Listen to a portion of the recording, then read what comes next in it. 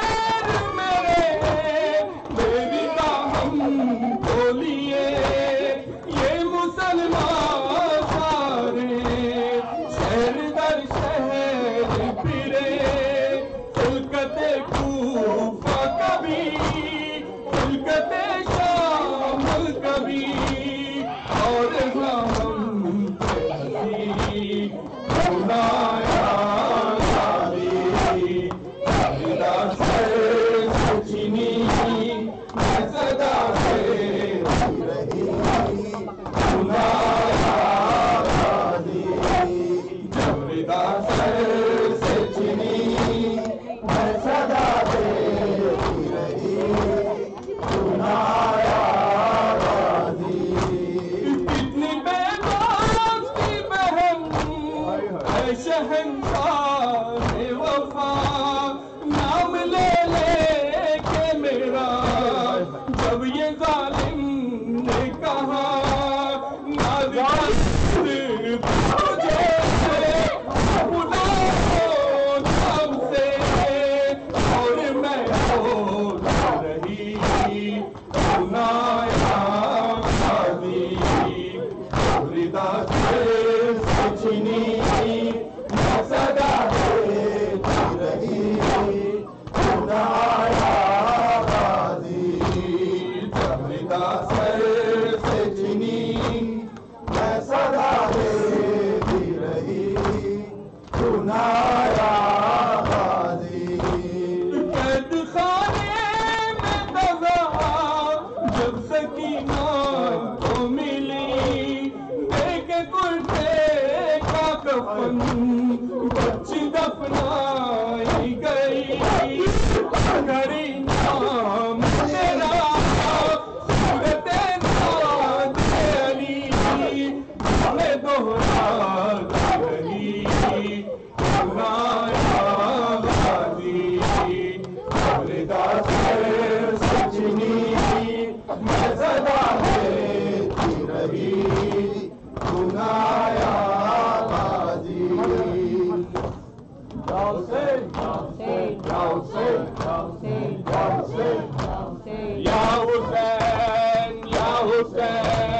हुसैन या हुसैन या हुसैन या हुसैन या हुसैन या हुसैन या हुसैन या हुसैन या हुसैन या हुसैन या हुसैन या हुसैन या हुसैन या हुसैन या हुसैन का गया सजाद दी जवानी गम का गया सजाद दी जवानी गम का गया सजाद दी जवानी गम का गया सजाद दी जवानी दुलियाने विच दुलियाने विच कुर्बानी गम का गया सजाद दी जवानी गम का गया सजाद दी जवानी मान दी पुकारे मान दी पुकारे मुश्किल कोई मुश्किल कोई मेहरबानी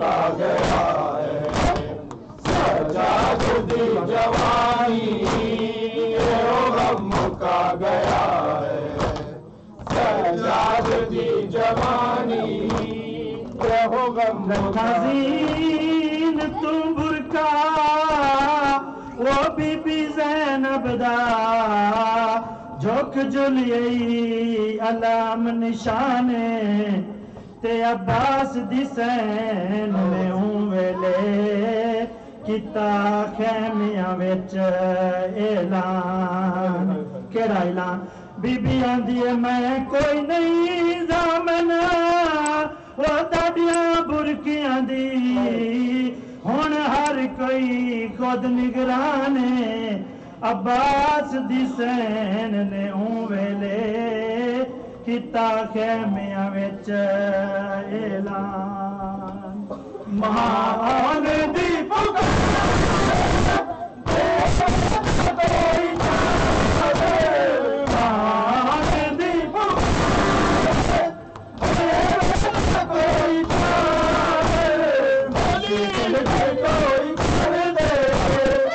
मुश्किल कोई कर दे सैयदा पे मेहरबानी गम का गया सजाद दी जवानी गम का गया सजाद दी जवानी असगर नू याद कर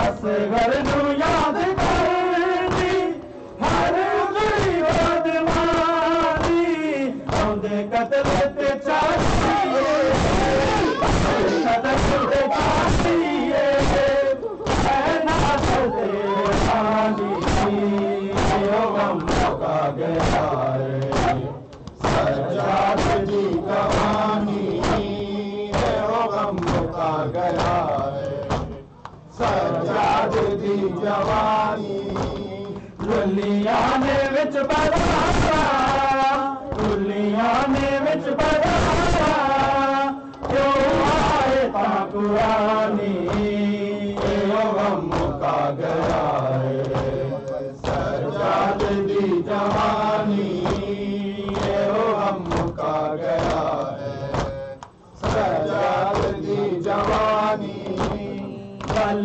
चोरा लावे सकीना कल चोरा लावे सकीना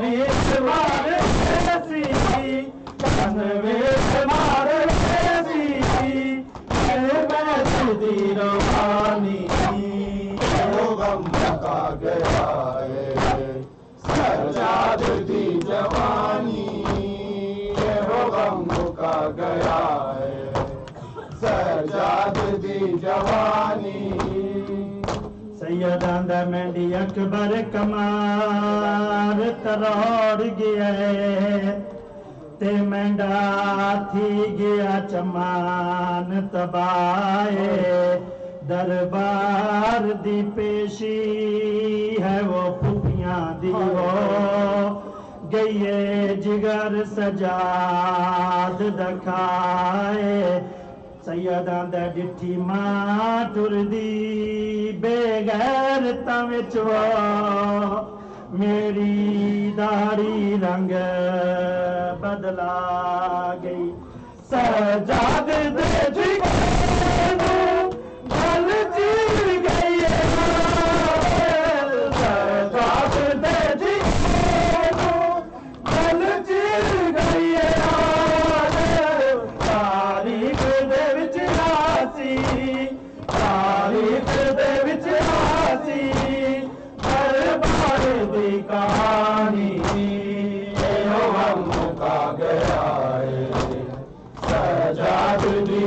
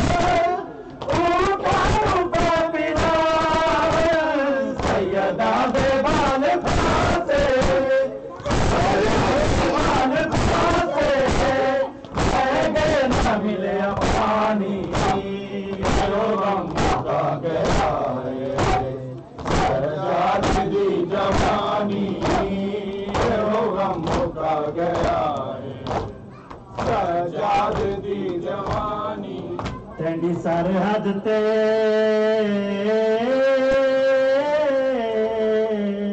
त्रै मामल आए ते वद मुल्क दी कैद गुजारे वदया दिन उठ तू है वो ले नहीं सकदी वदी अमड़ी दर्दा आमारी एक शाम दा थका होया काफला आए ते जाबिर एक अराज करेंदा त्रै मामल हिन चंद बीबियां हिन वो वदा एक बीमार मुहारी एक कैदी है जेड़ा बचड़े को ते कर बाकिर नाम सडेंदा वो भी क्या आखा रत रोवण वाला सजाद दियां शक्लां वेंदा रस्सियां चो हाथ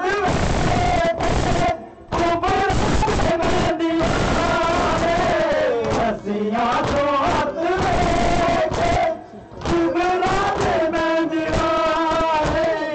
अखियां तो जारी होई अखियां तो जारी होई आया खून दी रवानी गम मुका गया सजाद दी जवानी गम मुका गया सजाद दी जवानी दुनिया ने विच बाज़ारा दुनिया ने विच बाज़ारा क्यों आए कुरानी गम मुका गया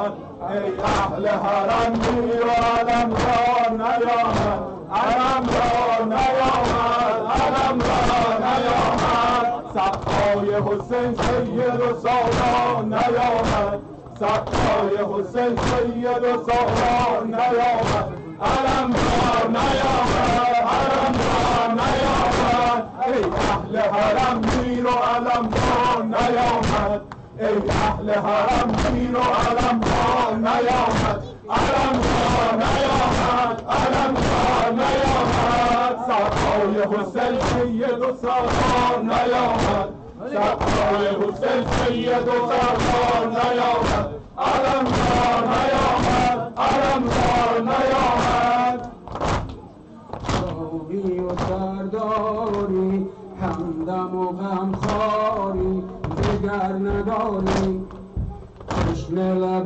دریا دست تن سر را تو بیقراری حسین آتش و خون میبارد بگو ساقی تو مشک و علم بردارد مشک علمدار من خواب ندارد مشک علمدار من خواب ندارد ساقی لب تشنگان خواب ندارد مشک علمدار من خواب ندارد ساقی لب تشنگان خواب ندارد لب الخم از روز ازل می سوزد دل کم زده تشنه لب کرب و بلا می سوزد بشنو برادر فریاد زینب در دشت سوزان یا ابوالفضل یا ابوالفضل یا ابوالفضل یا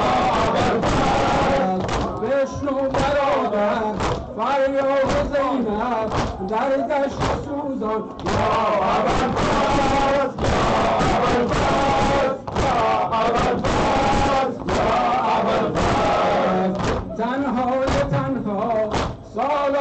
زینب در این بیابان یا ابوالفضل یا ابوالفضل یا ابوالفضل یا ابوالفضل یا ابوالفضل عباس کتاب در خون زینب نشست محزون بردین دل جفاسوز صبر و قرار از دلم نگار زینب مرد قرار از دلم قرار زینب عشق گران سوزد نیز نوا سوزد علم ندارد عشق تو می سوزد خدا تو می دست جدا سوزد علم ندارد مشک و علم مانده در سینه صحرا مشک خجالت نشست بر رخ دریا سقای طفلان دریای افشان در مغز جانان یا ابوالفضل یا ابوالفضل یا ابوالفضل یا ابوالفضل یا ابوالفضل یا ابوالفضل در انتظارت دلها پریشان در مهد جانان یا ابوالفضل یا ابوالفضل یا ابوالفضل یا ابوالفضل على العباس وإلى حسين الناس وإلى على العباس وإلى حسين الناس وإلى على العباس وإلى حسين الناس وإلى على العباس وإلى حسين الناس وإلى على العباس وإلى حسين الناس وإلى على العباس وإلى حسين الناس وإلى على العباس وإلى حسين الناس وإلى على العباس وإلى حسين الناس وإلى على العباس وإلى حسين الناس وإلى على العباس وإلى حسين الناس وإلى على العباس وإلى حسين الناس وإلى حسين الناس وإلى حسين الناس وإلى عباس وإلى حسين الناس وإلى عباس وإلى حسين الناس وإلى نسیمی جان فضا میآید امشب نسیمی جان فضا میآید امشب نوای آشنا میآید امشب نسیمی جان فضا میآید امشب نوای آشنا میآید امشب به وقت شرعی زهرا صدای اذان کربلا میآید امشب غم عالم به قلبم خانه کرده مرا عشق حرم دیوانه کرده مرا امشب ضریحش میرباید که شمعم یادی از پروانه کرده نسیمی جان فضا می آید امشب نسیمی جان فضا می آید امشب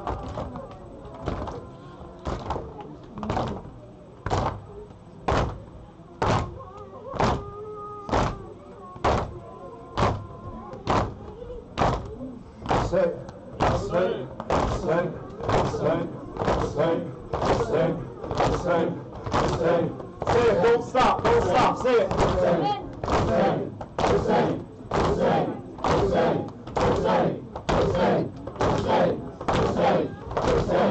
Zamanım inno verdi zamanım.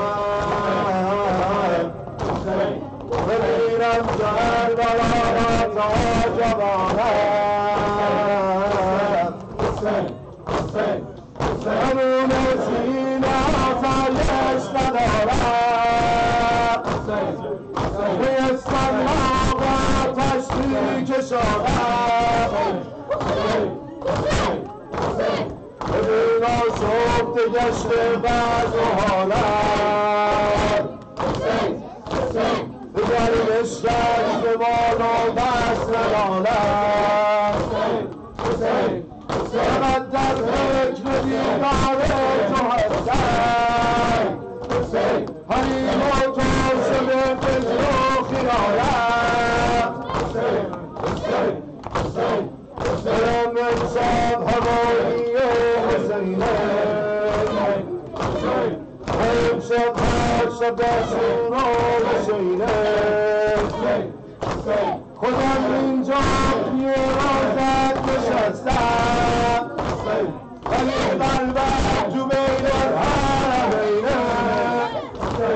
قريب المجد بين الحرمين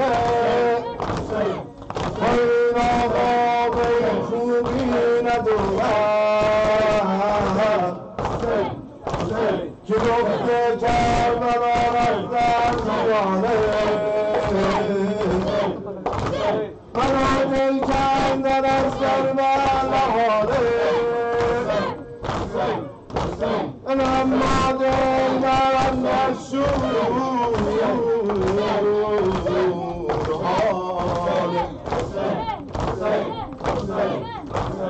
دل من بیقرار کربلاته همه میگن بهشت مبتلاته دیگه اینجور یادم کردم آقا دیگه کربلا تو رازهاته اراغت میکنی باید اشاره آخه تو آسمون چشمات ستاره واسه لطف نگاه مهربونت غریب و شنافرمی نداره غریب و شنافرمی نداره زیبای باش حرامی زیبای باش حرامی زیبا سنگای شامی زیبای باش حرامی زیبای باش حرامی زیبا سنگای شامی تو بازار مرد خروش شامی یا خندیدن و رقصیدن و هلهله کردن وای از این من حسین حسین حسین حسین وای از این من حسین حسین حسین حسین وای از این من حسین حسین حسین یا سکینه یا عباس یا عباس یا سکینه یا عباس یا سکینه یا عباس یا سکینه یا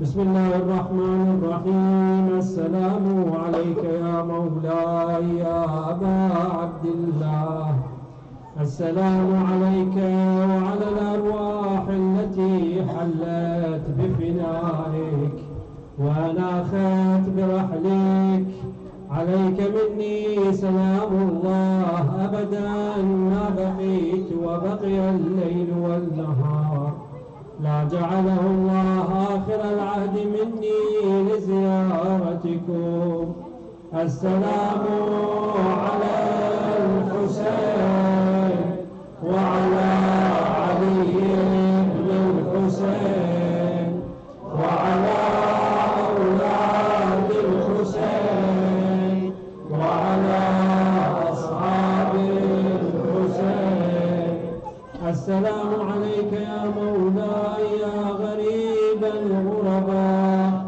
ويا معين الضعفاء والفقراء السلطان أبا الحسن علي بن موسى الرضا كن شفيعنا وشفيع والدينا في يوم الجزاء والسلام عليك يا مولاي ورحمة الله وبركاته كن شفيعنا وشفيع والدينا في يوم الجزاء السلام عليك يا مولاي يا صاحب الزمان الأمان الأمان الأمان من فتنة الزمان السلام عليك يا شريك القرآن يا قاطع البرهان يا إمام الإنس والجان ويا خليفة الرحمن عجل الله تعالى فرجك وسهل مخرجك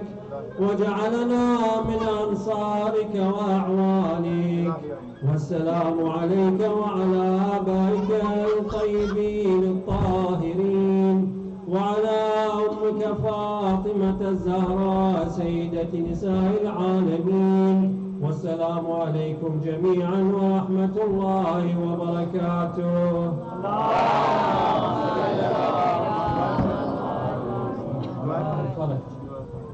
اللهم صل على محمد وآل محمد. بسم الله الرحمن الرحيم.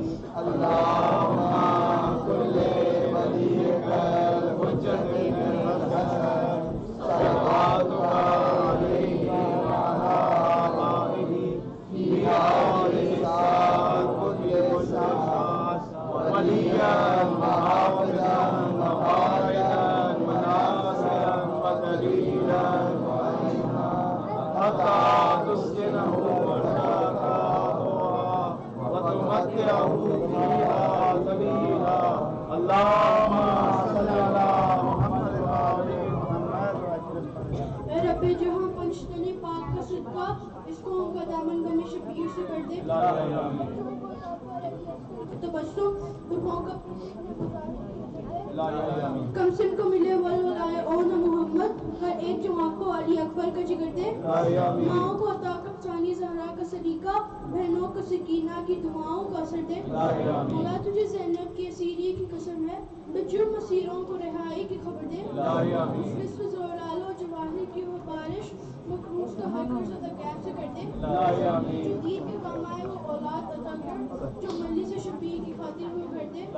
तुम कोई न दे हमको सिवाय तुम्हें शबीर शबीर का गम बांट रहा है तो जान जाती है तो बेशक चली जा अब्बास के परचम पे कभी आँचना।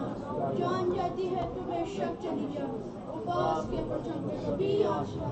اللهم صل على محمد وآل محمد.